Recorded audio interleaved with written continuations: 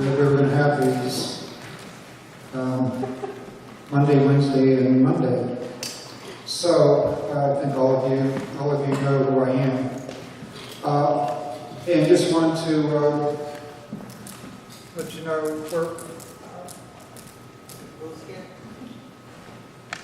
we're going down 2 tracks. Well, I think I need to leave my finger on the on button. No, that ain't gonna work either. Pardon me? That ain't gonna work.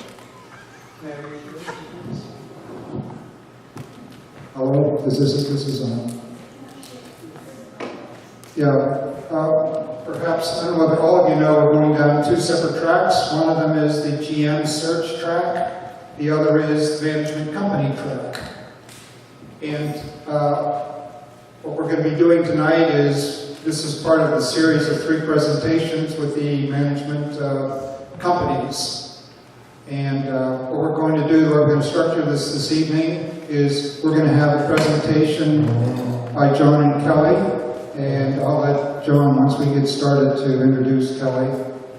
And after the presentation, what we're going to do is have Q&A first by the board members, and then after that, then the community members.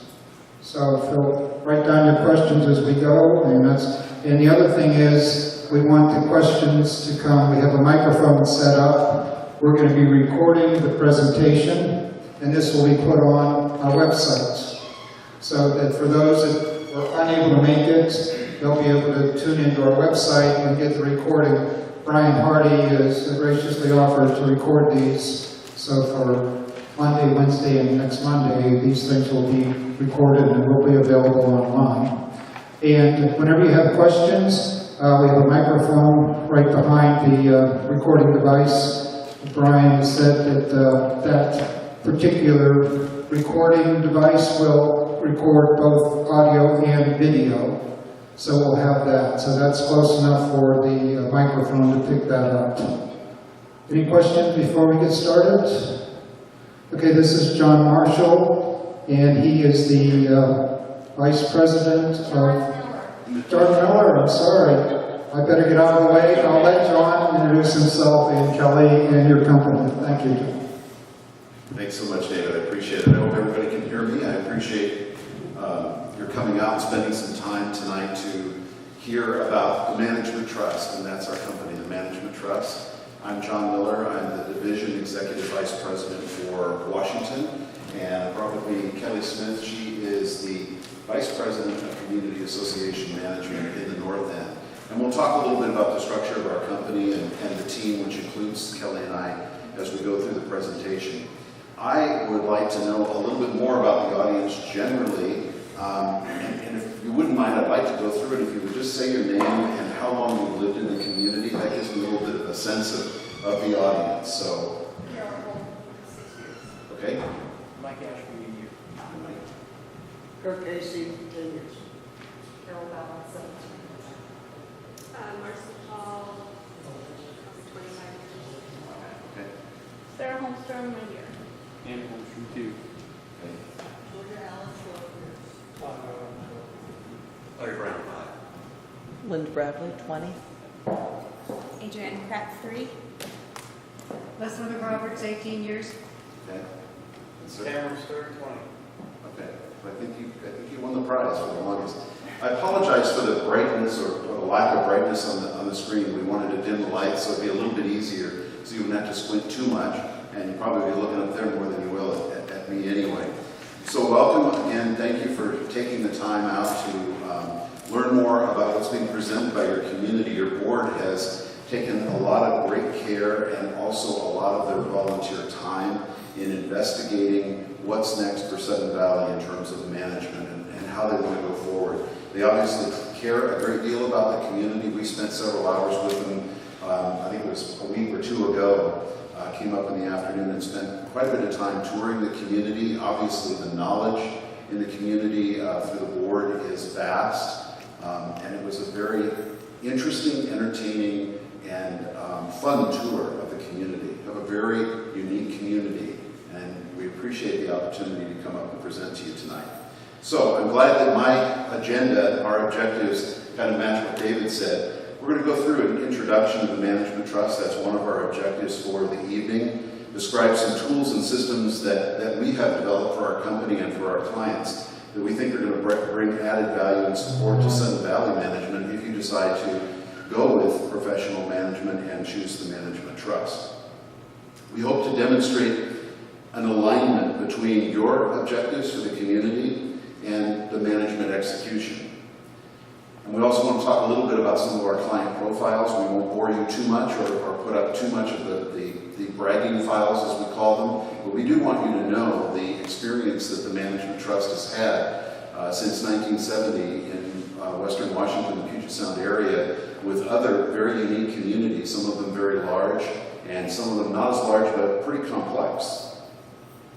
As David said, we'll have audience questions divided into the board questions first, and then general questions after that, and we'll be glad to stay as long as you like to answer those questions. The Management Trust. This is who we are.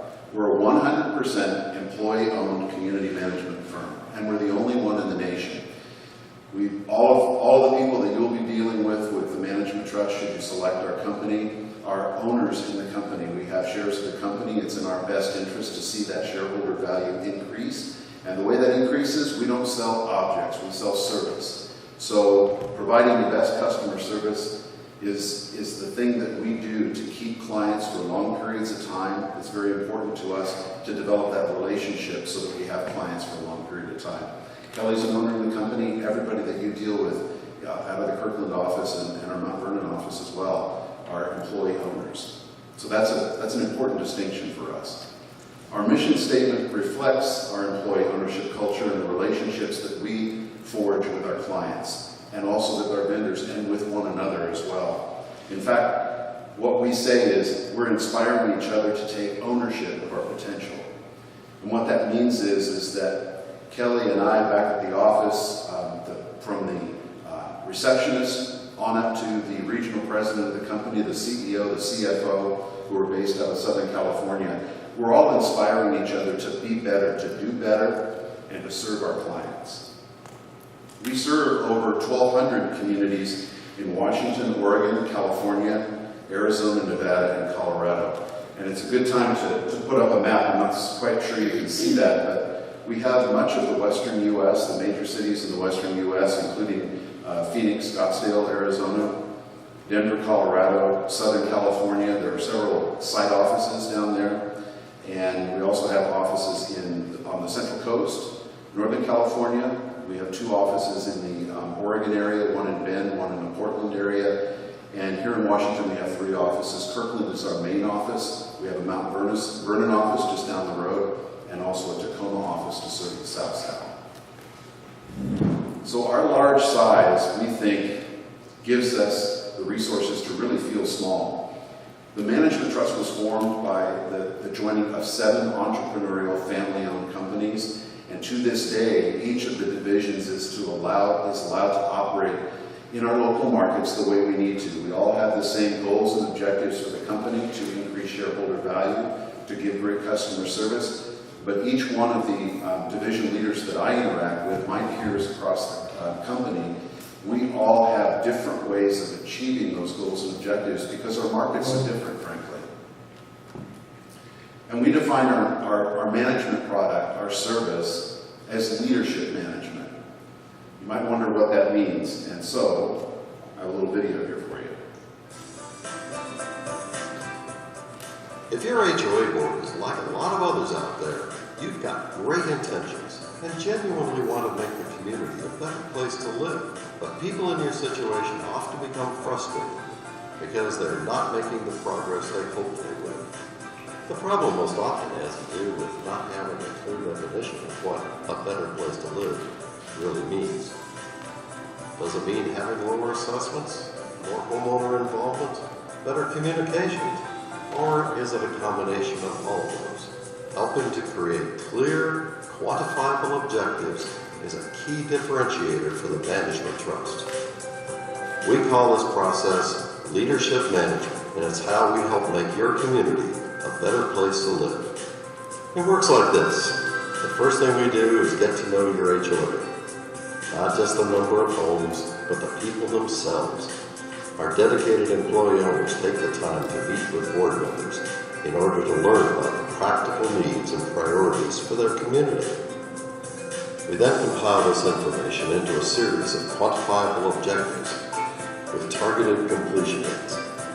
For example, the board might want to reduce delinquencies by 10% or increase communication with homeowners. Clearly defined goals represent your first step toward progress. The next step is to create a roadmap you can consistently check to make sure you're still on track. This includes milestone achievements that get you closer to the collective results you want. It's not rocket science, and it doesn't need to be complicated.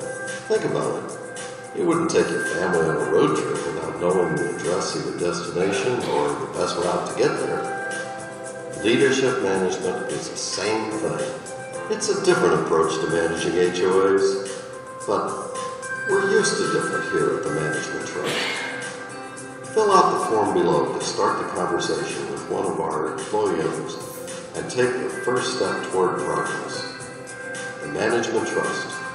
Owner-inspired, challenge accepted.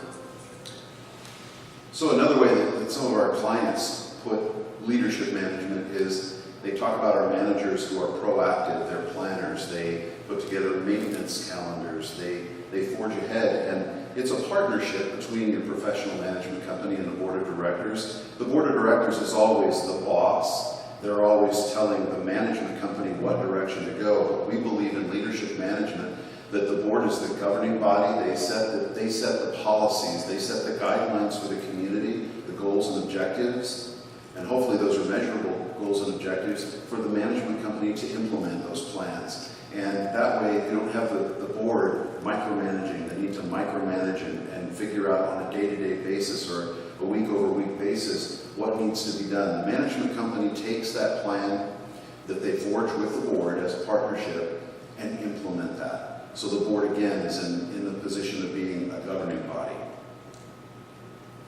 The voice you heard on that video was Marshall Fant. He is our regional president of the Management Trust. He happened to have some vacation time scheduled for this week. He's sorry he couldn't be here. He's been in the industry and celebrated this year his 50th year in the industry. So he is a wise sage and counsels me and also our Oregon division as the regional president. He's obviously one of our team and would be involved in also advising Sudden Valley and the site staff and supporting our company to support your site staff. John Miller, Division Executive Vice President. Kelly Smith, who is Vice President of Community Association Management. We also have Laura Hargett, who is an Executive Community Association Manager, and she works out of the Mount Vernon office. By the way, I've been with the company for 15 years. I've been in the industry for approximately 17 years. Prior to getting into the professional arena, I was in much the situation, and I think I mentioned this to David, that I was in a self-managed community association, a condominium. They are not anymore, good for them, but they were when I joined the board. And I know that we were turning over the board, and we did not have an operation, certainly like Sudden Valley, but there were site staff, and we were turning over the board because the board was having to manage. And I helped out and stepped in with management and soon realized that there certainly is a lot to know about community association management. You never learn it all, even as a professional, but we're spending 10, 12 hours a day in this industry, and so it's a little bit scary as a self-managed community that the board doesn't know what they don't know about a lot of things, about managing people, about changes in employment law, about federal requirements, about laws that change that affect community associations. So it's what you don't know as a self-managed community that can sometimes expose you to bad things that if you have a professional manager involved, they can support the community. Kelly's been in the industry way longer than I have. You've been with the company for how long? I've lost track. How long have you been in the industry now? 24 years. And with the company? But I'm Yes. only 19. Yes. I was going to give you that. Okay. And you've been with the company how long? 19 years. Okay. And also, we have on our team based in Kirkland, a corporate employee. Her name is Sarah Egebraten. She is our Regional Human Resources Manager. And I think that's critical if you are considering professional management at Sudden Valley because of the number of staff members that you have. Obviously, that would be analyzed and may change as you go forward with professional management because there'd be some load that would be taken off on-site operations. We want to discuss that and plan that with the board partnership, but obviously having that resource for human resources is a good thing to have locally. Management Trust has been managing associations, common interest communities since 1970. We don't manage individual properties, we don't manage malls, shopping centers, individual condominiums or homes. We stick exclusively with community association management, and we always will. We don't have a division that does repairs or maintenance. We believe that that's a conflict of interest, and there are other ways that we can support our clients. One of those ways, and I alluded to it early on when I began speaking, is our relationships with our employee owners, relationships with our clients, and we also develop very deep relationships, long-lasting relationships with vendors to the benefit of our clients. We put together, as the video said, we put together strategic long-term management plans with measurable goals and objectives that way we can measure the success, we can define what success looks like, because if in community association management, the work's never done. In life, work's never done. So you have to know, how can you measure success? How do we know? How does the board know? How does the community know that we are meeting the goals and objectives? We have to have that plan. And by having that plan, you can better define the success of the partnership. We have the flexibility to customize management plans. I talked about that a little bit, that at the division level, we're able to customize what we're doing for our clients. We're not locked into something that corporate is saying you have to do. We operate fairly independently in that way in making our management plans and our contracts with our customers. Our company enjoys an A+ rating with the Better Business Bureau. And in fact, I was talking to our operations team and our executive team today back at the office in Kirkland, and I noticed that we haven't received a complaint through the Better Business Bureau since October or November of last year. We have not gotten one single complaint registered with the Better Business Bureau all year long, so we're very proud of that. Our financial reports are prepared by staff accountants both in Kirkland and in Tustin, California, where our headquarters are and where our client accounting is based. We also provide complimentary board seminars and training. In fact, Kelly's up here in the north end tonight. She's going to be in Tacoma tomorrow night, and she's going to be teaching with two of our colleagues our association fundamentals class, which is for board members. We invite board members to come for some refreshments and some education, absolutely free. We think that that's one of the things that we need to do to pay our clients back. We need to educate you. You need to understand what it is we're doing as an association management company and understand as a board what your responsibilities are. And we're an active participant of Community Associations Institute, CAI. Remember, obviously, the local chapter, Washington State CAI, and last weekend on Saturday we attended CA Day. I think we had 20 or 25 of our managers and employee owners attend, so we were there in force for sure.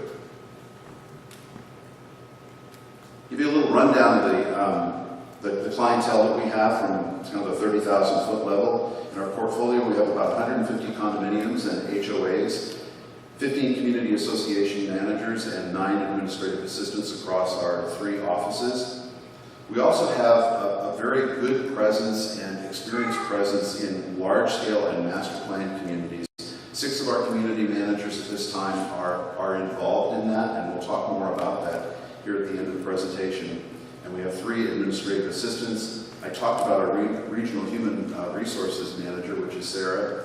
And we also have Pat Stewart, who's an IT specialist. Both of those are corporate employee owners, but they're based in Washington, right in our Kirkland office. So that's another aspect that oftentimes we engage our IT specialists to help our clients, especially with site offices. In our corporate office in Tustin, we have in-house software development. We have programmers on staff. We have a proprietary management software system that we purchased. We took over from a company called Village Management Software. We have taken it down a different track that's specialized for the management trust and for our clients, and we continue to develop that as well as other software systems, which I'm going to be talking about tonight. We think this gives us a greater efficiency in communications by having a software system that is tailored to our needs and to our clients' needs. We can allow real-time access to many of our internal systems through a web portal system and also online services. There's greater efficiency and timeliness in response to homeowners who can also log on in real time and look at their homeowner assessment account, as well as things that are related to that, like compliance issues or architectural requests, or they can look at if there's an issue with a late payment, they can log on and take a look at their account and send inquiries through that system as well. Member owners have secure access to their account ledger or their assessment account, compliance maintenance requests, so work orders for common area maintenance and architectural information, and your directors will have community-wide access to compliance logs, current and archived financial reports, and work order histories. And perhaps more importantly, the directors can log on to our system and they can pull financials in real time. They're not completed financials if you're going in through the month and you're pulling live data, so we need to be careful about analyzing that data because it's not finalized, but you can log on and pull a delinquency report. You can pull a balance sheet.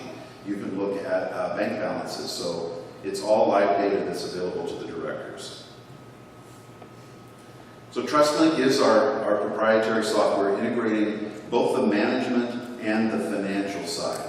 Oftentimes what happens with management company or self-managed communities is you're working with something like QuickBooks. I know that's not the case here, but you're working with QuickBooks, and that's a great accounting software, but it doesn't tie in the management side.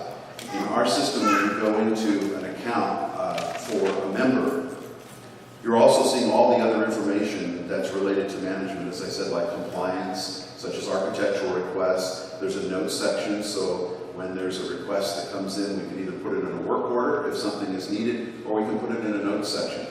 So if homeowners in Sudden Valley are calling in and they have a request for the board, or they have something they want brought to the attention of the board, we can flag that as a category board meeting.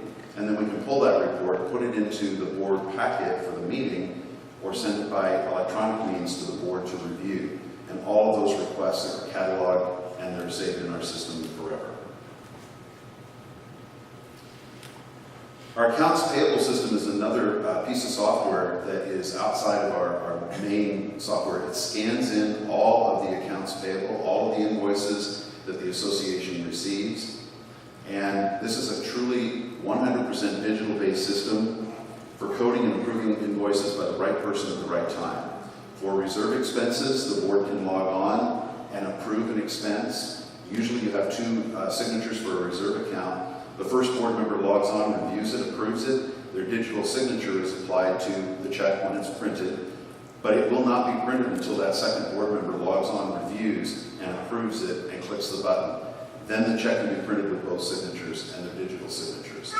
We can also do that on the operating account side as well. If there are invoices that the board wants to review before they're paid, we can shoot those over by email or an electronic PDF attachment. So as it says here, additional board member approvals can be done via the web portal with complete history of past invoices as well. And this can be from anywhere. So if the board member happens to be out of state and traveling on business, needs to log in, it's an uninterrupted flow of work. Again, board member access as well as homeowners have access to account details, transaction records, and communications with committees. There's options for direct payment, e-check, and credit cards are also available. There are, for convenience payment methods, there are fees. They don't go to the management trust, they are to the credit card companies for the convenience. We also have ACH for payments for homeowner assessments. And for site reviews and violations, we utilize a mobile software. It's called SmartWebs, and it ties in and integrates into our system too. That is a third-party software platform, but it ties into our system too, so that we are out in the field and we can do reviews of individual properties if there are violations and that sort of thing. We take a picture of it and it's processed, that letter is sent out, and oftentimes the email will be received by that homeowner before the manager gets back to the office. These things are processed in the field. So the system incorporates those photos taken during the site reviews and sends the violation letter. Violation letter actually has the photo in it. So there's no more, well, that wasn't mine. A little bit more on board member access, the web link. The Management Trust provides access to homeowners and committee members. It's a secured web portal. We maintain the highest level of encryption to ensure the security of member and association information. Even though we're not collecting credit card information on our system, we don't have really any personal information, it still is protected with that security. And we also have website capabilities. I know you folks have a lot invested in a fine website with a lot of information, but we also have an online system through Association Voice. We partner with them. They tie into our system, so even if you go with a little bit, glossier type of website, you'd be able to, as an owner, once you logged in with your credentials, you'd be able to see your account information through that platform as well. So we're really tied in kind of all over the place. So I've talked a lot about our systems and the software. I haven't talked a lot about the people. And as important as self-service access is in today's connected world, I think you need a management company that is relationship-based and provides human support and connectivity to the site staff. Right now you have a site staff that's large, being managed by the board, the community, but they're kind of out here on an island. And we talk about this a lot in our business, where we do have clients in offices that are remotely located. They have to be. You can't move around because you sound very quickly these days anymore, so you have to have strategically located site offices for our business, and obviously the communities have their individual locations. But we've talked a lot about how there are islands out there. And our company has done a very good job in the last couple of years at really putting our arms around the site employees, making them feel as if they're not on that island. They're not out there all alone. They have support from their fellow employee owners. If we are able to partner with Sudden Valley, that is one of the plans that we would propose, is that the employees of Sudden Valley would become the Management Trust employee owners. We would be able to provide them with benefits, including ownership in the company. But again, as important as all that technical stuff is, really we want to be close to the site staff. We want to be close to the community. I think in the video we showed you, we talked about how we get to know the community, not just the home, number of homes, not just how many trails you have. We get to know the people so that we can serve them. That's what this business is really all about. Our Mount Vernon office is 37 minutes away from your community, so we're literally, might be a little closer or less time when Kelly's driving, which is a good thing. So we're really just down the road from you. We are structured and operate to solve local challenges and leverage opportunity in this area and for each community that we manage. The executive leadership is involved in communities especially of this ilk, of this size. The executive leadership, including Kelly and I, Marshall, and Laura, would be involved, as well as Sarah. You have the Management Trust ownership. We are dedicated to professional development. We pay for credentials. We pay for ongoing education. We have our own educational system within the Management Trust called the Management Trust University. I talked about our large-scale influence in the state, and we have many managers that are involved in large-scale communities, but we also go out of state, and we've got a lot of support for managers and site staff and trying to solve problems, and they want to hop on the phone, or they want to send an email or an instant message and talk to other employee owners about how you're dealing with this problem. This can't be a new problem for Sudden Valley. Let's talk to some other folks in our peer group. So we have that support as well. There's our Management Trust University. This is, I believe, now 8 or 10 different modules, ranging from welcome to the company and an introduction to community association management, on up to reserve studies, budgeting, and even customer service essentials. So this is a course that all of our employee owners go through over a period of time, and we invest that as well as outside educational training. We pay for membership in the Community Associations Institute for all of our managers, and we pay for that ongoing education. We also have our Champion Employee Owner Program, and that is kind of an extension of employee ownership.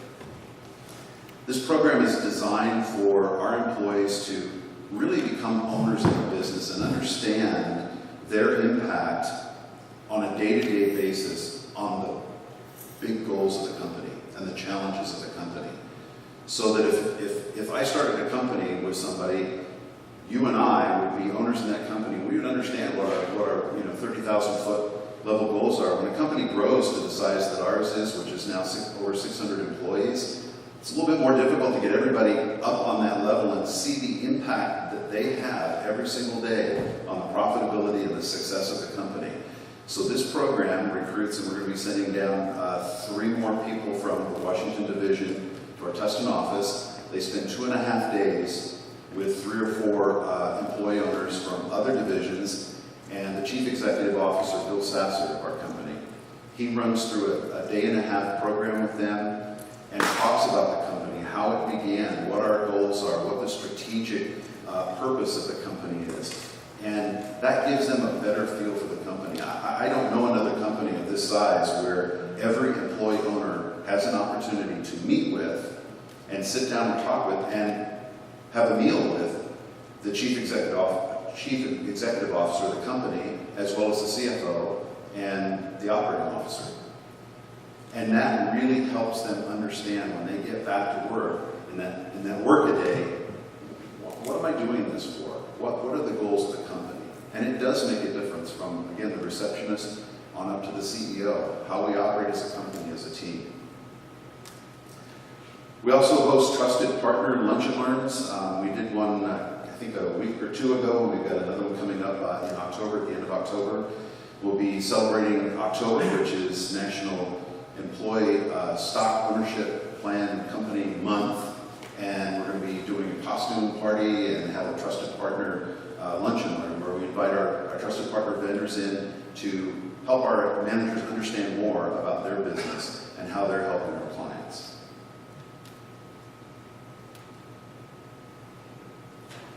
So we really have several strategic points of differentiation. We're 100% employee owned. We feel our employees, particularly our managers, are better educated and supported.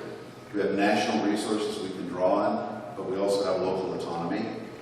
Obviously, we're professional. And basically, because we're an employee-owned company, we just flat out care more. And our service and products are points of differentiation. Many of the programs are exclusive to the Management Trust, that's true, and they've been developed for the benefit of our clients, with which we believe we have a parallel of interest. And I just want to share some of the other points of differentiation of the Management Trust with you. Welcome to the Management Trust. HOA companies offer similar services, but few offer the variety of services unique to the needs of its clients. At the Management Trust, we believe in different and continue to implement programs that are unique points of differentiation. That makes us who we are.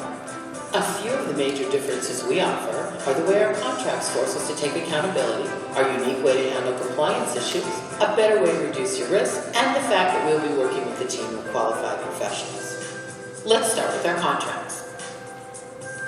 The Management Trust recognizes that peace of mind is about knowing that you deserve and can rely on professional management services. No longer should you micromanage your manager. Therefore, we've redesigned our management agreement around your needs, ensuring that we take accountability for what we do. Our management contract offers full transparency and focuses on our responsibilities by clearly defining the actions we will take on your behalf. Community inspections just got easier. We understand that managing violations is one of the many challenges of any association. Because of this, we utilize a unique mobile application that captures, stores, and monitors compliance in real time. Planning for the unexpected in your community is tough. With the Management Trust Risk Management Program, your association will have more coverage for less financial outlay, ensuring that whether a natural disaster strikes, a mainline sewer breaks, or someone trips on the sidewalk, you and the association are adequately covered. When dealing with the Management Trust, you are not just working with a company. You are teamed up with a group of employee owners who all have a vested ownership interest in the company, and hence have a vested interest in the success of your association.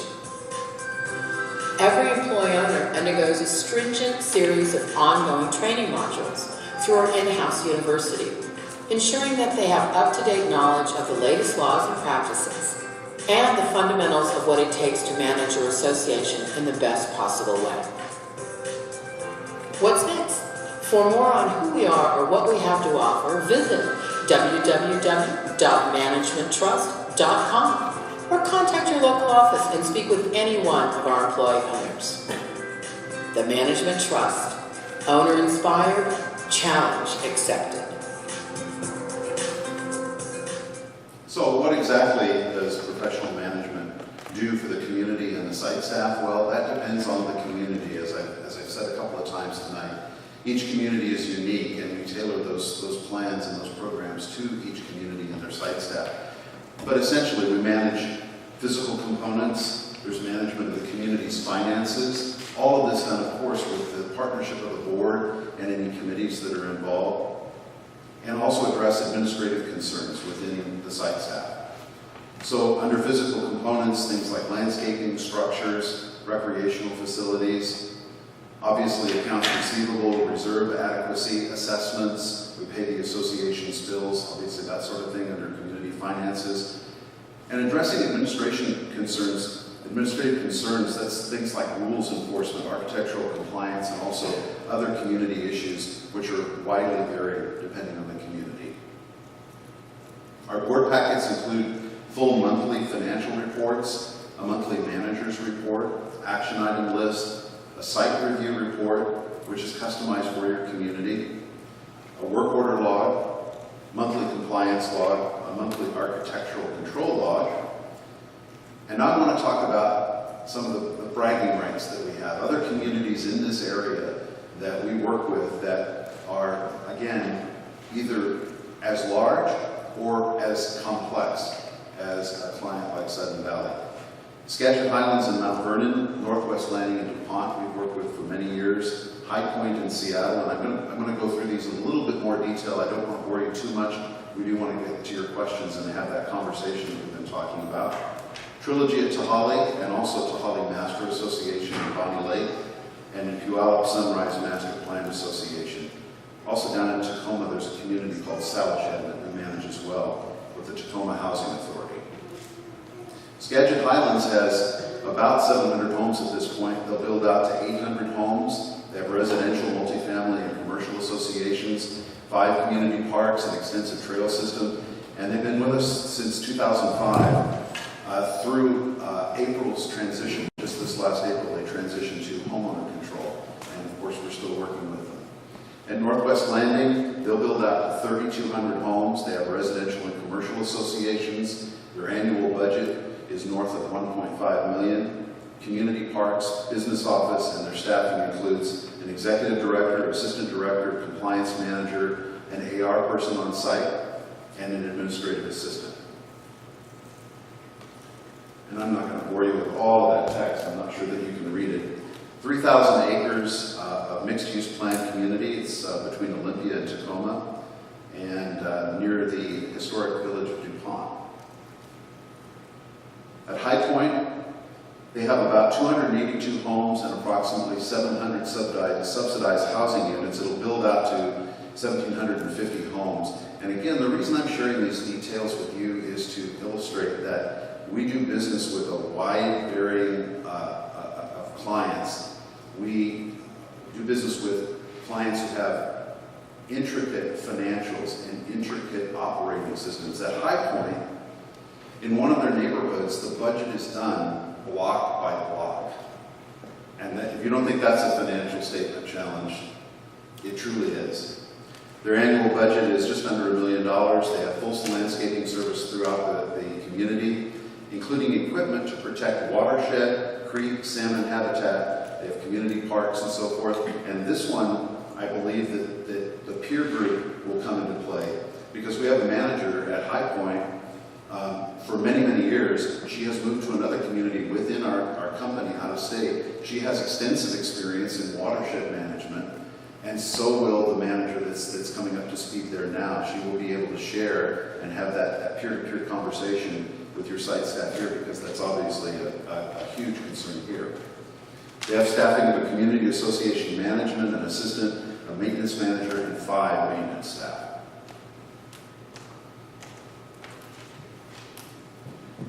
Tahali is part of a 9,600 unit master plan community. It's a resort community, if any of you are familiar with the Trilogy product. It's very high-end, it's very high service oriented. We have also managed other Trilogy and continue to manage Trilogy products in other parts of our company in other states. Sunrise Master Association, still under development, so we're working with a development company there. They currently have 1,700 homes. Ultimately, there will be a balanced mix of residential, commercial, and natural land use, consisting of almost 1,500 acres. And they are also oriented around acres of sensitive existing wetlands and open space buffers that are managed by us and the board, obviously, together. Eventually, the remainder of the site will consist of condominiums, apartments, residential single-family homes, a total of almost 5,000 units. Well, now you know what our company is about. You know a little bit more about us, an employee-owned company. You know what we do. You know what our people are like, but you don't know yet why we do it. And that's the last thing before we open it up for questions from the board and the community, is I want to let you know why we do what we do.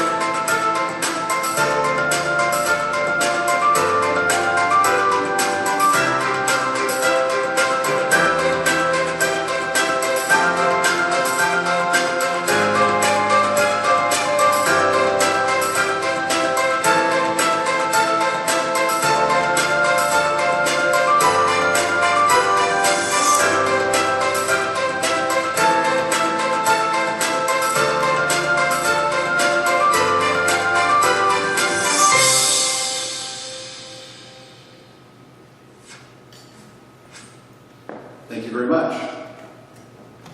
Questions from the board? I feel like Carol and I can bring up the lights if you like. Yes, that's just what I was going to say. I'll go ahead and bring up the lights. What I'd like people to do for questions, for a couple reasons, is to come to the microphone here, and for a couple reasons. Again, this is recording both the audio and video, so the questions will be picked up if we speak into the microphone and we have the volume for that. Again, board members first. Following the board will be the questions from the audience. Hi, Leslie Roberts. I'm sure that you're aware of our website. You also know that we have posted there the 2017 budget, the expenses, the revenue that we are planning on to support it. The whole budget is about $3.8 million, and I'm wondering how you see yourself fitting into that budget. Well, that's an excellent question, and it's one that we need to partner with the board and find out what their decision is, if they're going to go with a professional management company. And by the way, I didn't mention this before, but our company's been invited to do a presentation like this before, and I believe, I'm not absolutely certain of this, but I believe we've provided some proposals with numbers to previous boards. And so we have those numbers still and can update those and provide them to the board. But my point here is that we provided several tiers of management.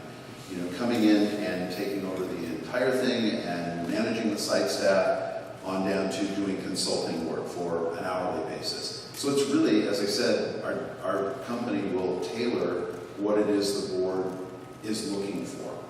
And really ultimately the board decides how we fit into that budget and what sort of relationship they want to have with a management company. Okay. Second one, you are aware, I'm sure, that our managing director has submitted his resignation as of November the 5th. How would you come in to manage the company without given that? Well, given that, and yes, we did know that, we would immediately start a recruiting, determining what sort of structure was going to be if we're going to continue with the general manager. And we'd have to have an interim plan where likely one of our executives would be up here at the community, not only getting used to it for purposes of learning the community even better, but to know what sort of person we need to be recruiting for the position. Obviously, Sarah, our regional human assets person, would be coming up and getting to meet the staff, and so we'd be recruiting for that position. I think likely Kelly you might be seeing more Kelly up here. And finally, how do you deal with conflict resolution? Kelly said carefully. Do you want to help out with this? We have, I mean, Kelly, put the microphone. I'm loud.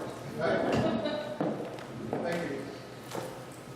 There's a lot of different ways that you can deal with conflict resolution. It depends a lot of times on what that situation is. Our managers are trained to try and help either mediate between homeowners, if it's a homeowner-to-homeowner issue, to work with them to try to come with an agreement. Sometimes you just have to use enforcement procedures and go through the enforcement that the association has put in place. So each situation is going to be different. Okay.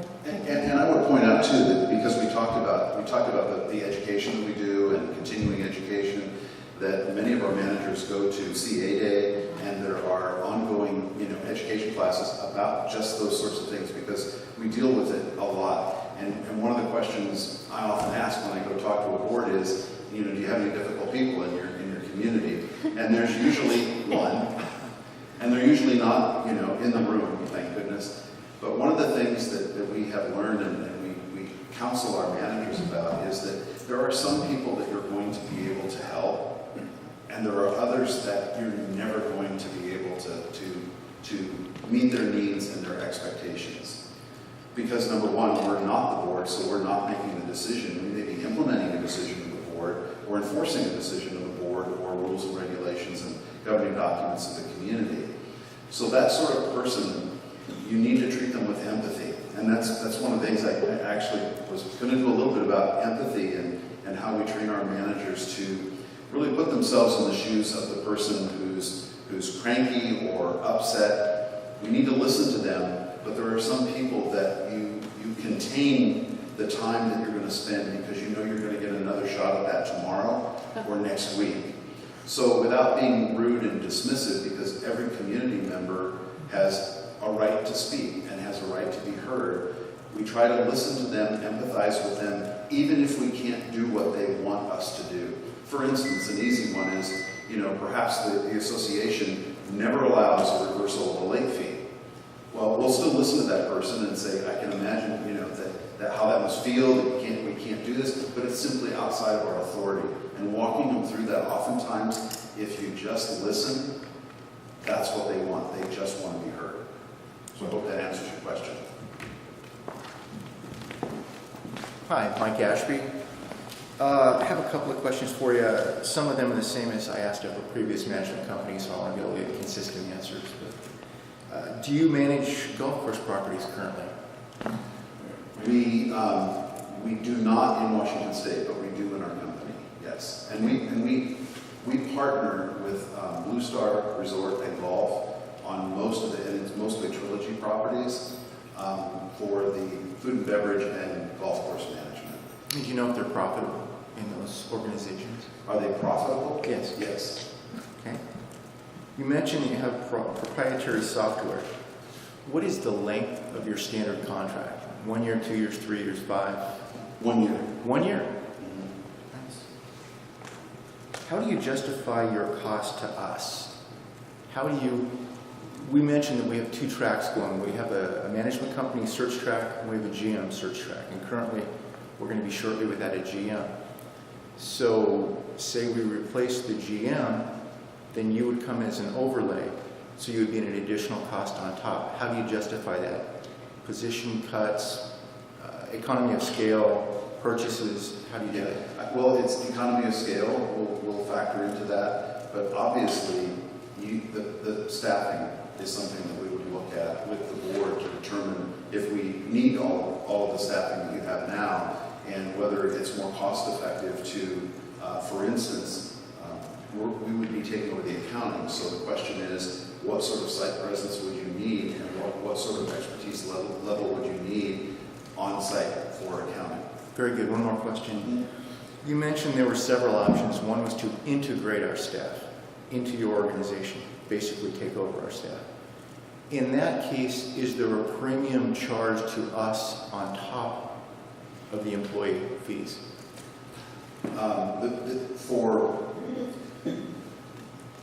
Yeah, not a premium charge. You would be paying the same things that you're paying now, which is payroll taxes. You'd be paying for benefits and that sort of thing. So you'd be paying us for that. And what we do is we lump it all in and charge. I think it's about 30 to 40% upcharge for all those things on your total salary.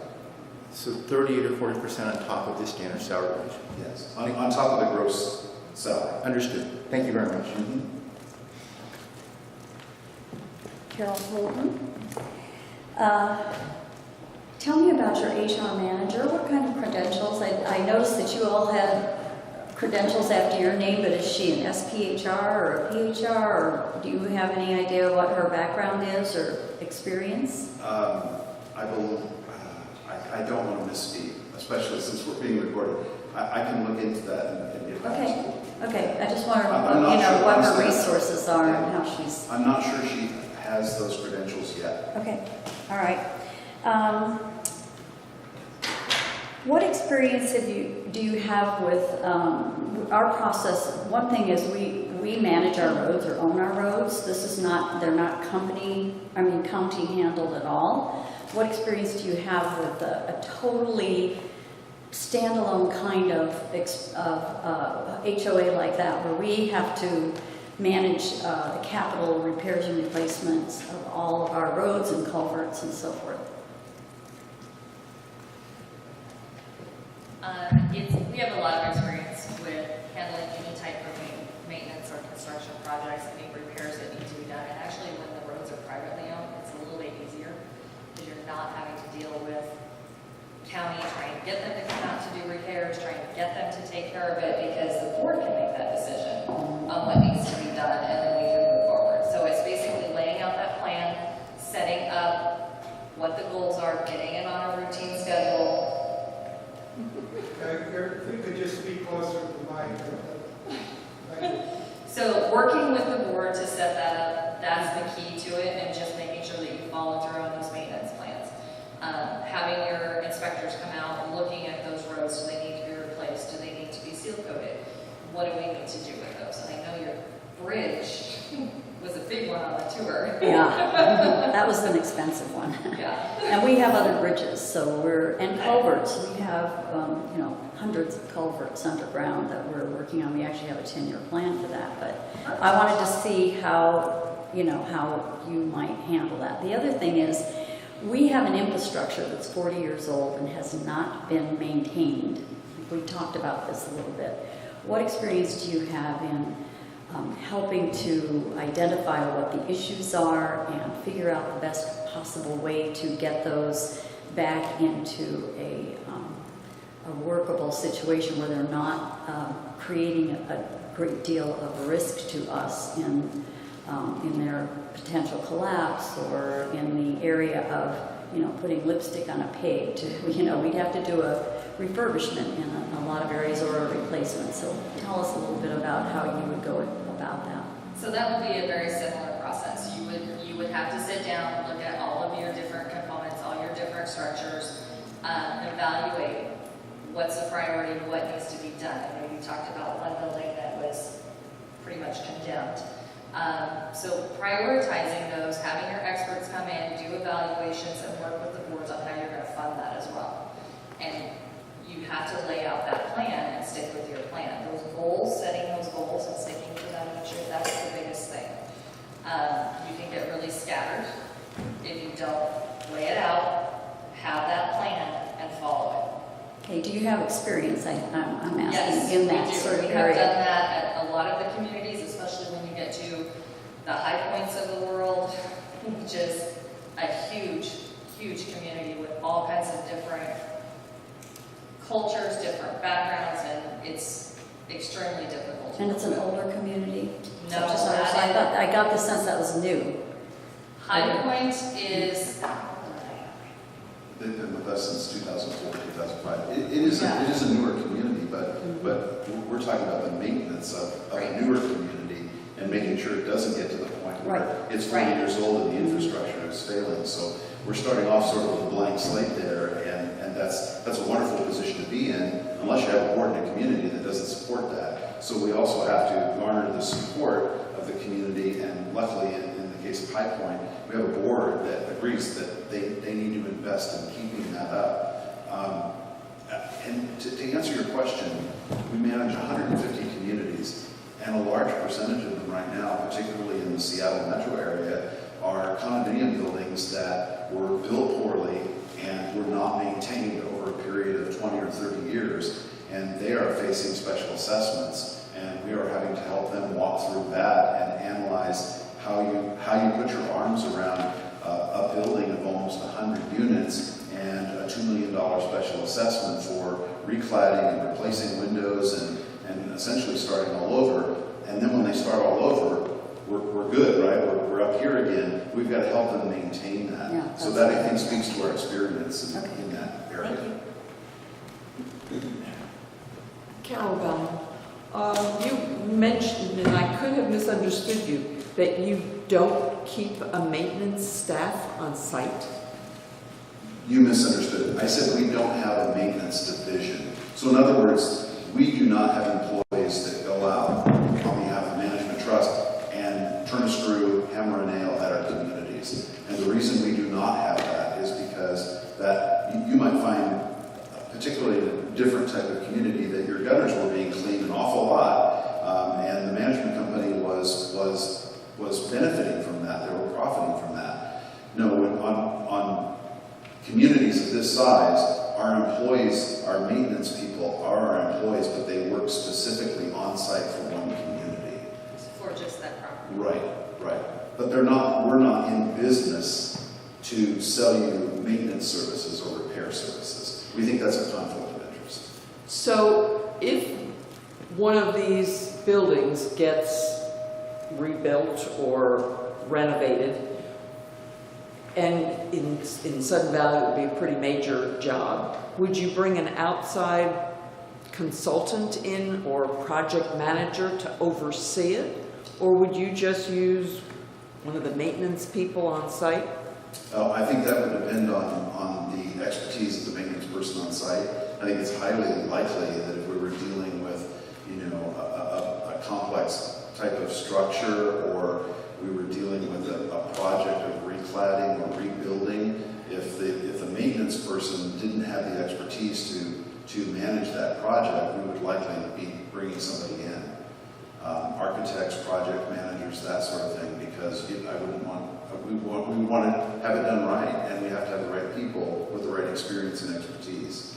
So if you bring in a project manager, architects, whatever, do you then charge us above what they're charging us? No.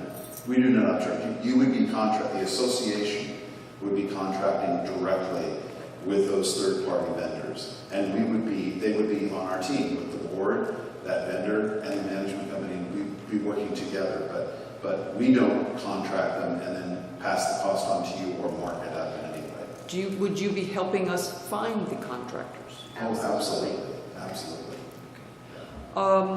With accounting, it sounds like most of the accounting is done off-site. That's true. That would be one way we would approach it. That would be one of our proposals. And I really, we talked a bit about this when we were out here and talked to some of the board members, is that I don't see a way that we could continue to use the software that you're using right now. It would be inefficient for us not to use our software and leverage all the things that we can with our software. So most of the accounting, the processing of payments, the payment of bills, all of that would likely be done off-site. So if, and your contract, you said minimum a year. If that year goes, does the software go as well? Yes, it does. Yeah. Okay. Staff in the office, would you be proposing a general manager and a receptionist or assistant, administrative assistant type, and that's it? Would you have someone else there? Because we have someone on staff that does, our architectural control is, there are community members that go out and review requests, but there's a staff person that assists them. Compliance is a whole different ballgame. So would you be able to provide someone that could assist the committee? I think likely with a community of this size, you would still have someone on site to perform those duties. Maybe not one for each duty, but I know with a much smaller community, when we talk about the trilogy communities that we managed,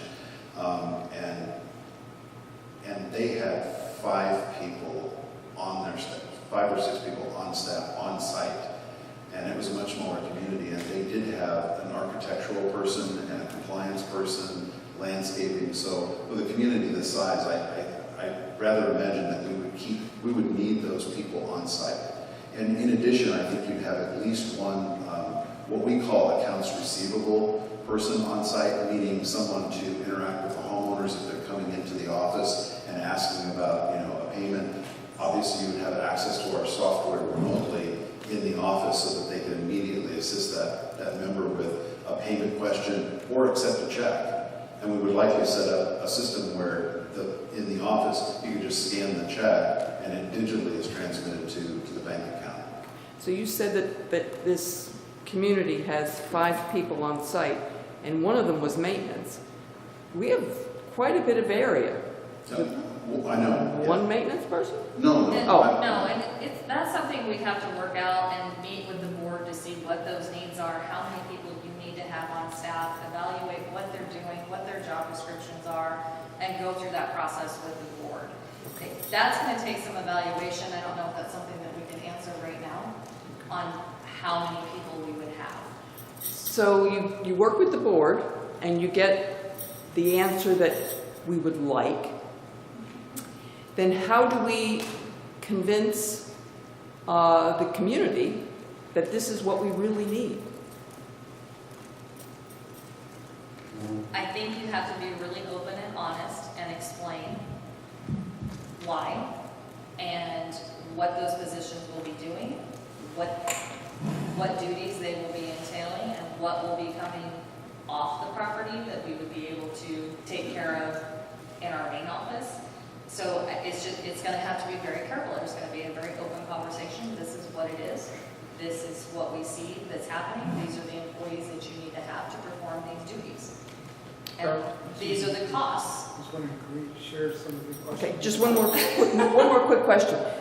The people off-site, the accounting and what have you, is that part of your monthly charge? Yes. Yes. Thank you. Hi, Linda Bradley, I'm on the board. You have, I just want to understand your fee structure a little bit.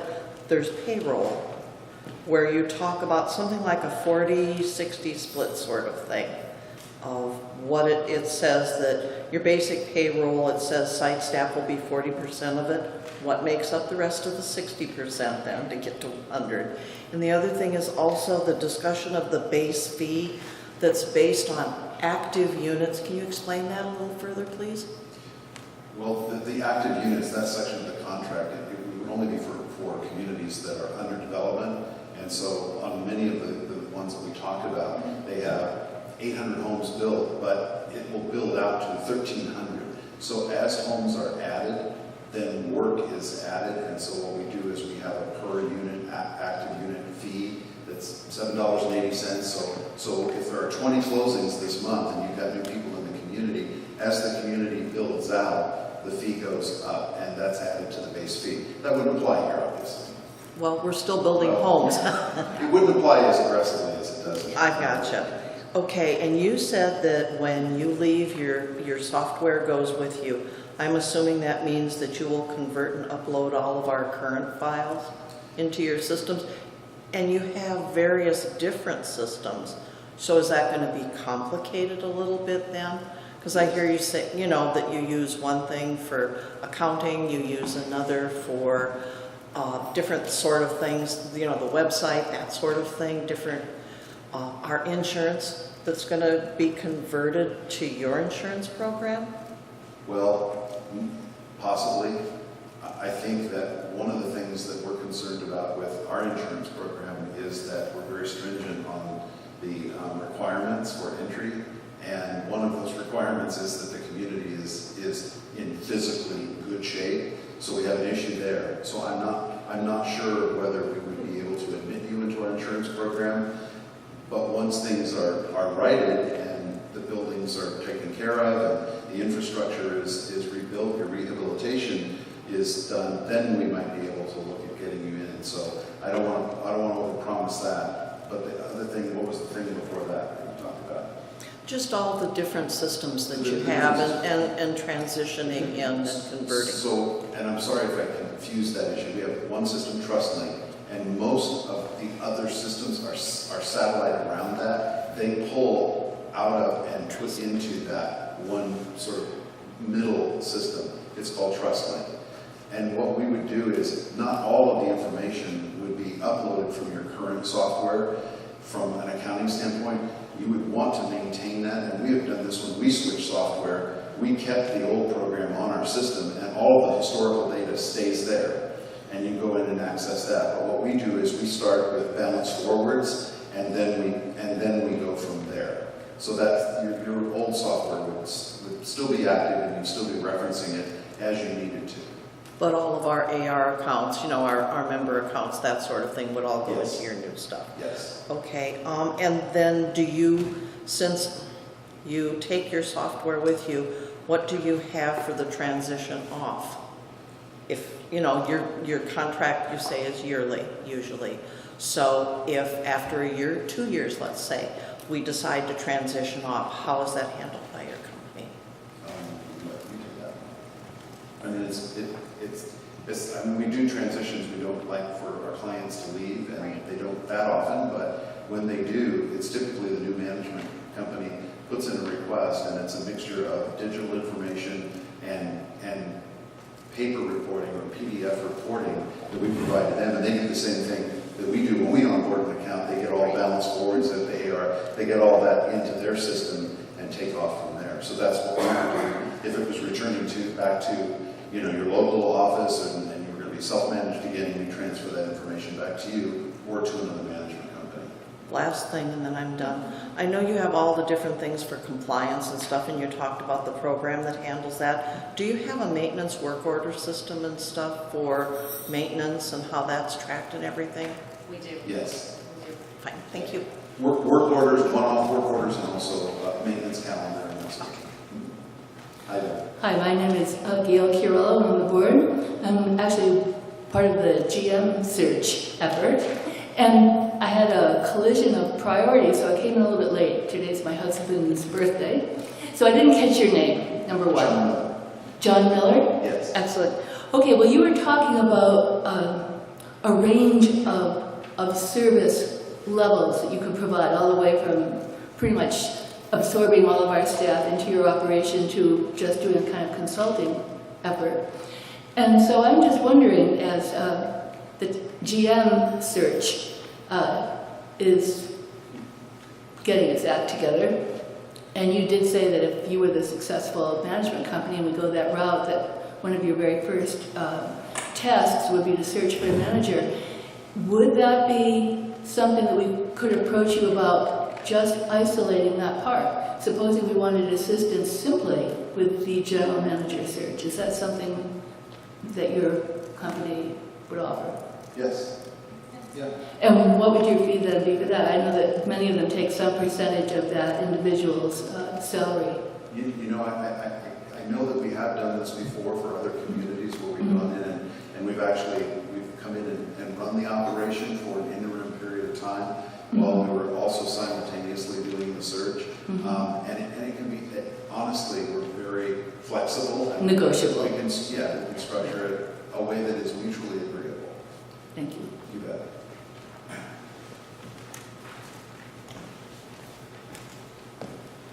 The best for last? Who knows? David Marsico, Board of Directors. Just how do you determine the FTEs? Do you do a complete study of like for example, if you're looking at work orders for maintenance, usually in those things, there are estimates of the work. You know what the crew size is.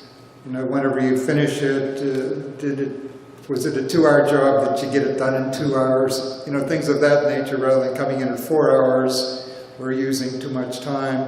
I mean, do you have an understanding? My sense is whenever you have an organization like yours that does homeowners association on top of homeowners associations on top of homeowners associations, those things are in your toolkit, I would imagine, so that you would know that, or pretty much have a system in place that you can jiggle it to make it work, so that you would know, again, number of people required and what the tasks are, the estimates of how much time it normally takes for that, and whether or not you've got the right crewing for any department within the organization. Do you have that? And we could say that we're operating at 80%, we're really not up to, you know, the 90% or whatever might be an acceptable level, or that you're only operating at 62%, we're using more people than we really need to get the job done, so our prices are going up. Do you have something in place that deals with that?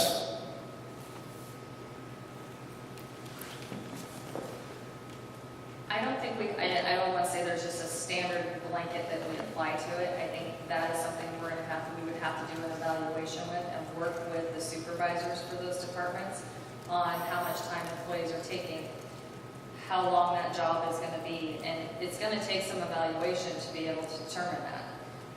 Learning what the scope of their work is, how many of the things are routine that they're doing, how many of them are they handling that emergencies are out of the norm or a special project. So there's going to be a lot of evaluation that's going to have to go on with that, so I don't think that we have a cut and dry, we come in and if you don't have your work orders done in 2 hours, you're out. I guess the concern is, of course, whenever you're talking about layering on top of what we pay now, I guess obviously the question is, if we have too many people and we really don't need them, then this, 30 to 40% on top of what we're paying? Did I hear that correctly? 35 to 42%. Okay, so that the bigger the number, of course, of the employees, the bigger that 35, 40%, so the number goes up. And if we don't have a sense of whether we have good control of that, we're obviously very concerned, and that may affect whether we continue. So in terms of how you make your money, that's one aspect.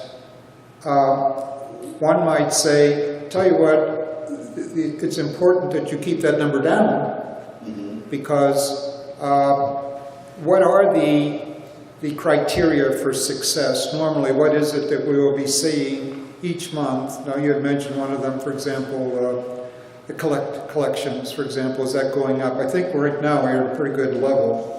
But various kinds of things like that, which then give us the extra money, and we would say, you know what, you went from 90 to 95%, we're getting this much more money, okay, you deserve a piece of that action because you brought it in, let's say.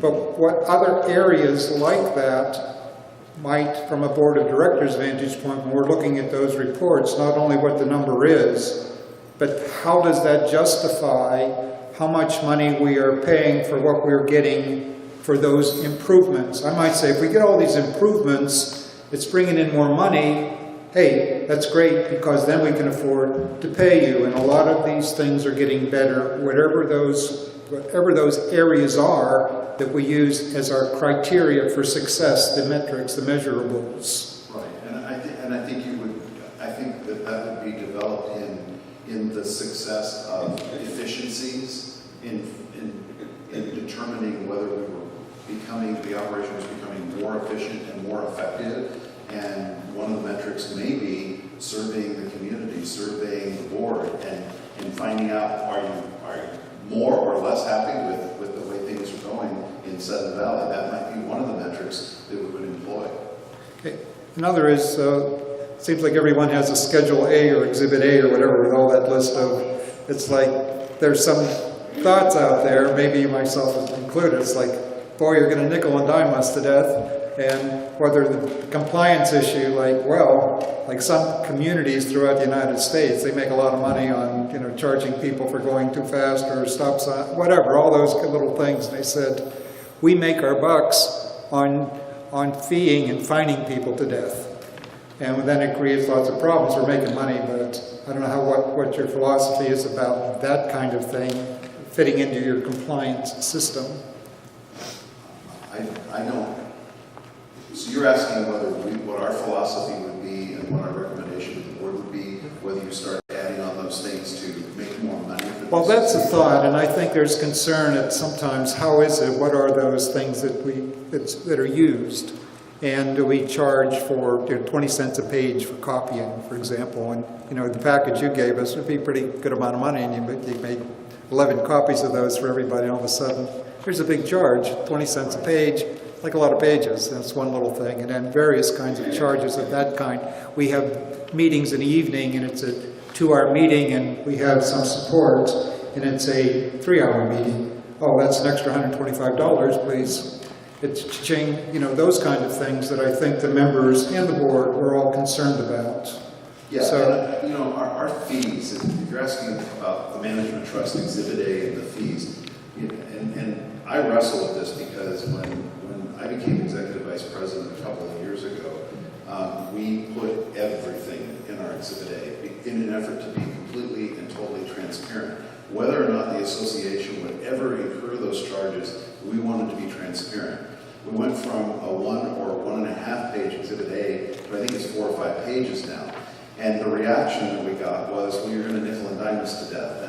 And my response to that is, no, that's not. I understand how you feel getting that large document and, oh my gosh, all these fees. Many of them won't even apply to most of our clients. Not all of them are direct charges to the client, but they are charges to homeowners if they're getting resale packets or escrow information. They're going online and pulling those documents down. So that's direct to the homeowner and it's paid in advance, but we feel that it's important that we disclose that in our Exhibit A. There are also fees like delinquency charges that the association does pay us. We bill the association, and then the association is reimbursed when the homeowner settles up. So we want to tell you about those pass-through costs too. So there's actually really a small portion of our Exhibit A that are actually direct charges to the association. And when there are direct charges, there's direct costs to us. We don't mark up postage. I think we do 20 cents a copy for black and white and something else for color, 28 for color, but there's an actual cost to us. The other one that you mentioned, where there's an actual cost to us, is if a manager is called into a board meeting and that board meeting is going very late, it's going more than 2 hours, there is a charge. But what we do is we give the association the control over that. because about a half hour, 20 minutes before the clock's going to run out on the 2 hours, that manager is trained to say, you know, we're coming up on the time. Is there anything that you want to rearrange in the agenda that you need me here for? We can finish it up and I can move on, and then you can give me an email on the rest of the board meeting if I'm needed. Or does the board want me to stay? And I'm happy to stay, but there is a charge. And as an employee-owned company, that's really the manager's time. That we're running into their time. We share that cost. The majority of that charge is given to the manager. And I think it's 2/3, 1/3 now. I can't. Yeah, 60% goes to the manager. Now, I mean, a salary position, I mean, many of us have those positions. It doesn't matter whether you work 40, 50, 60, you know, weekends. Some of us have had those positions. It's like you take that position and whatever happens, you're in charge of a petroleum company and there's a fire on Saturday, you're out there, whatever the case is, you don't get a bonus. Yeah, I understand that. You know, and it's not only because we're an employee-owned company. Long before we're an employee-owned company, we realize we're asking managers, and we pay them a salary, and it's part of the bargain that they're going to have evening meetings. But we want to be humane about it as well and make sure that they have a life. And so we have put some of those constraints on, particularly for, and you'll find, honestly, you'll find many of our managers won't charge it. That's one of our issues is our managers give more to our clients than they ought to. More of their personal. Thank you. Okay, members, comments?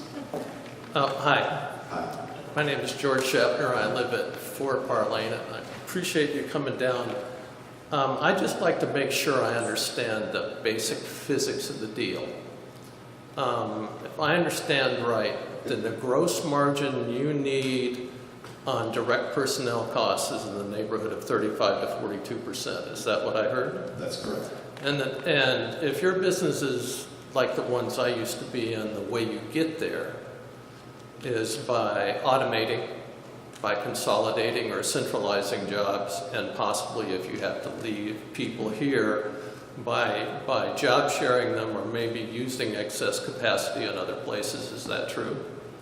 Well, I'm not sure I follow that. I mean, if there's a site employee and if there's a team of site members and they are our employees, we are charging that 35 to 42% for things that you would be paying if you were the employer, which are the payroll taxes. So that's included in that. That's why I said direct employee expense, and I'm really confused that you're confused because I'm using pretty standard industry terms here. So does that mean you're going to uplift us 35 to 42%, or are you going to save that 35 to 42% by consolidating personnel and automating functions and possibly job sharing?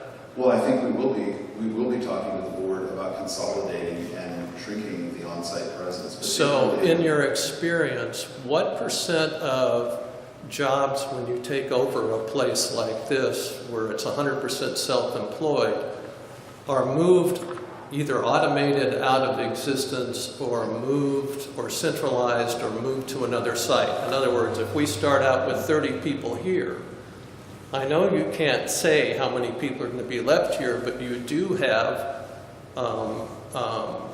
by your own admission, a great deal of experience. Would we lose half the people? Would we lose 2/3? Would we lose 1/3? What would be the norm? I think the norm is where you're going to see a reduction in on-site staff is in accounting, because the accounting functions would be moved off-site. That's Okay. because that would be housed with us, and we would be able to provide that service with less people on-site and also contain the cost. Okay, that's an interesting problem here, because only 3 of the employees out of 20 odd are accounting, which means you've got a ways to go to get your 35 to 40%. But as I know you'd agree, despite all the features and benefits, any transaction like this is risk versus return. And what I'd like to understand is if these jobs move off-site, and if Sudden Valley becomes dependent on your accounting software, and your asset maintenance software, and your conflict resolution software, and your asset management software, then how do we then what's the exit strategy? And historically, when you propose something like this, do you include, since it's only a 1 or 2 year deal, do you include a forecast of what the exit or transition cost would be in the proposal? No. Do you have, can you give the board an estimate of that, or do they have to just assume that it's a complete unknown so that they have, because somebody has to be able to forecast what that cost would be and what the probability is so some kind of value can be assigned to it? Well, I guess that would be a conversation with the board. Okay. Thank you. You're welcome. Hi, my name is Adrienne Pratt. I'm on the search task force along with Carol and David now. I have a few questions. On this, your 35 and 42%, let me understand what that is. Is that merely your company's overhead? Or does that also include employment taxes, that kind of thing?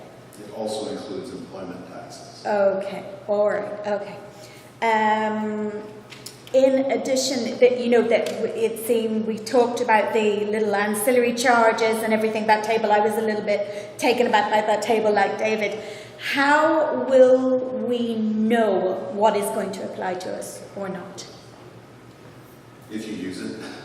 If you're using it, and we don't charge the 20 cents per copy for use in the site office. Okay. It's in our Kirkland office, in our Mount Vernon office. If we're doing copies, if we're doing scans and that sort of thing, then those charges will apply. So the expenses, the on-site office expenses, you're not incurring anything Okay. off of our schedule A. All right. Does that make sense? Yeah, understood. How do you approach procurement? You have a long-lasting relationships with vendors. Who are these vendors? Where are they? Would you be using them here? Are they local? How do you go about hiring them? How many bids do you ask for? So vendors are, and we have a lot of vendors that we work with. We do have a lot of them up in this area as well because of our Mount Vernon office and our properties that we have in the Mount Vernon area. So we do have a lot of vendors. The board, if they have vendors that they want to use as well that you've had a history with, we're fine with that. As long as they're licensed, they're bonded, they have the appropriate insurance, we're good with that and we'd be happy to work with them. So it would be a mix as far as vendors. I mean, we definitely have some we'd be recommending. We would be getting bids from them. Typically, we'll have, depending on the size of the project, 3 bids at a minimum. These days, we're having to request 6 or 7 bids and hope we get 3. It's been a little difficult. So that's just, vendors are, I'm sure you guys have contractors up here that you work with on a regular basis, and we're happy to work with them too. But you really strive for the 3 bids? Yes, Right. absolutely. Thanks. Okay, conflictive situation. We kind of spoke about that before, but the discussion you had focused on conflict between homeowners over fines or whatever. We have another level of conflict here in Sudden Valley, and it's about, how much are we going to invest in revitalizing this community? How much are the dues? How much can we afford? How much can we not afford? Basically, any company, any GM that comes here is coming into a conflict-ridden situation. And I would like to know what you think, can your company, being realistic, can your company do anything to ameliorate that situation? Have you dealt with that kind of situation before? And what have you done about it? That is a common issue in a lot of the communities.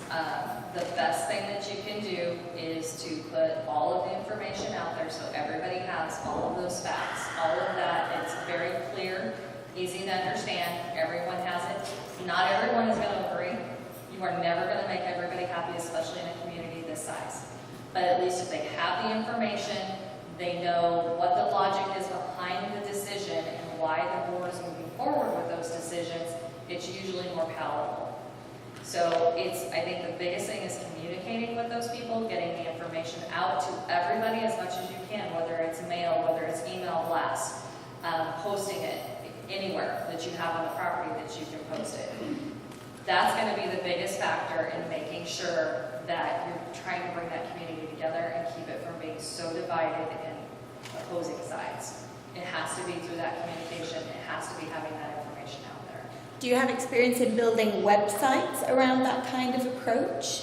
When you discussed the website, it was very sort of transactional, very focused on, members' accounts and that kind of thing. Have you So the website, you're way better at this than I am. The website, we can put all kinds of information on there.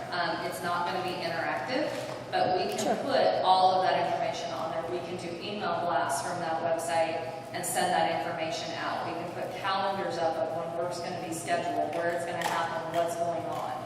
So you can use that tool for all of that as notifications to the homeowners.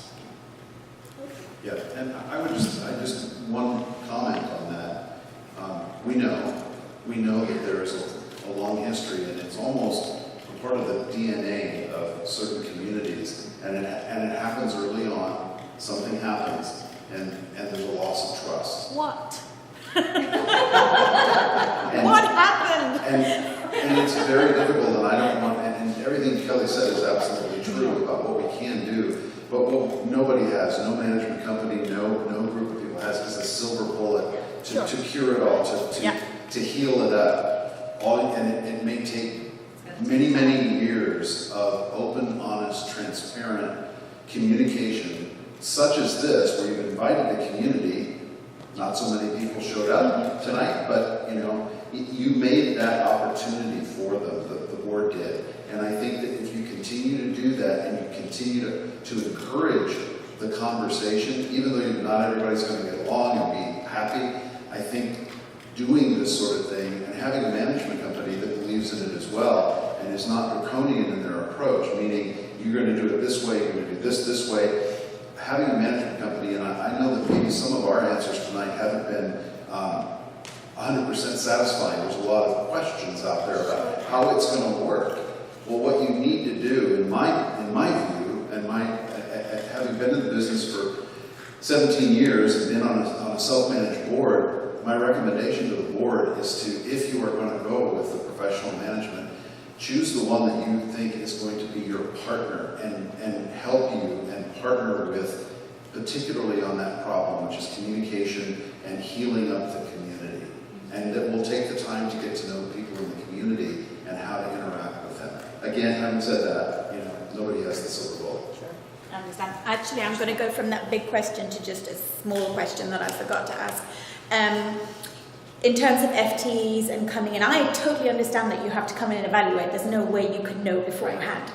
How long does that process take of coming in, checking everything out, and then working out what exactly you want to do with it? That's exactly what was going through my head when he was asking the question. So, and I think it's going to depend, office staff is probably going to be a lot easier to evaluate as far as tasks and what goes on. It's the maintenance part that I think is going to take a lot more time to figure out. And I don't even know that we can put a time frame on that because it's going to be some in-depth looking at what they do day in and day out.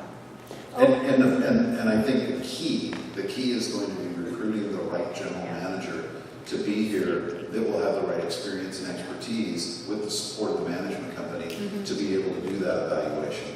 Right. I was also interested that you do partner with Blue Star. I know nothing about them, but that you partner with a golf industry company. Do you have any thoughts about whether that would work in our context and how it might work? Our golf course has been losing some money for quite a long time. Any thoughts? We've run the phone, and they've said, we'd be interested in sitting down and talking and seeing if we could provide some form of partnership with the Management Trust and with Sudden Valley. Perhaps it would be an initial consulting, where they could look at the operation with us and say, here are some suggestions, and come away with a report. That is the other thing that I said earlier tonight, that this is the first time the Management Trust has been here and talked to you and provided a wide range of proposals. That was one of our very early on, when we heard about the acrimony here, is that we, previous administration, so to speak, offered our coming up here and doing an operation operational audit and coming back with recommendations and suggestions. So maybe that would be an opportunity as well, particularly with Blue Star for the golf operation. Linda, did you want to ask something? Any other board, any other members of the community want to ask anything? Well, if not, then thank John Miller. Our pleasure. Thank you, everybody. Much appreciated. Thank you very, very much, and we'll be talking to you probably in the next few weeks. All right, thanks, David. You're very welcome.